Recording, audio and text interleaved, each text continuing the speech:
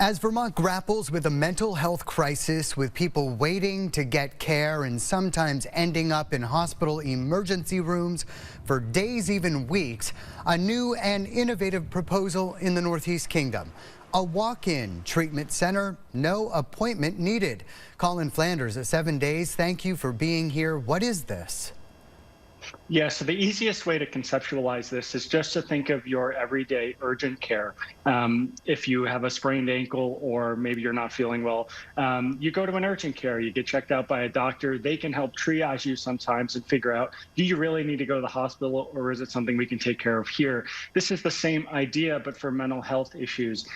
Somebody could come in without an appointment. They could meet with a therapist who might be able to have an on-demand session and do some follow-up, or you might even be able to stay for a few days for observation if you're not feeling safe being alone. It's a chance to get people treatment quicker, because when they end up at the hospital, especially in rural areas, they can wait, like you said, days or even weeks to see a therapist. They're pretty much just being kept safe.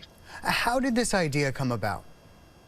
Yeah, so the idea behind this proposal really was generated by a local couple in the Northeast Kingdom, Chris and Betty Barrett, who have been advocating for years for better mental health services in their slice of Vermont. The concept is based on an idea from the National Mental Health Agency, but it's really, they were the ones who put it to the forefront. They wrote to the governor asking for funding. They met with the Department of Mental Health and their local agency and got it through the door. So they are really credited with bringing this up for a proposal. The shortage of mental health care is a problem across the state, but especially, as you said, in rural areas like the Northeast Kingdom.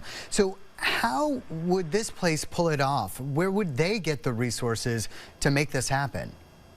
Yeah, so it would require a decent amount of state support. There's kind of two pieces of this. One, to build a new center, they would need state funding. They're actually getting a federal grant has helped them. They'll be able to purchase some land maybe, or build a new building. But really what they need is ongoing state support to help fund the cost. Because as you said, it's hard to hire anybody to do this kind of work, but especially in rural areas. So right now they're waiting to see if they can get that state commitment to help fund them so that they can hire nurses, they can hire therapists, they can have someone there when they need them. Does that look likely? Yeah, at this point, I think it looks likely. The House Healthcare Committee has endorsed the idea, sending it on to their counterparts on the budget writing committees. And that's a pretty good indication that they're going to take a hard look at it. And I think that there's a lot of hope that this is going to get written into the budget this year, which would allow them to start up some sort of abridged version while they go out and look for a place to build. And what would be the time frame if all is approved here?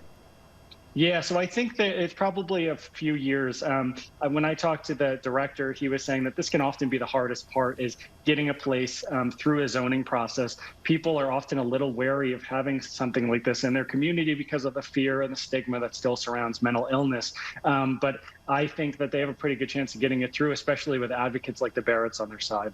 Your story's out in 7 days. Colin Flanders, thank you. Be well. Thanks, you too.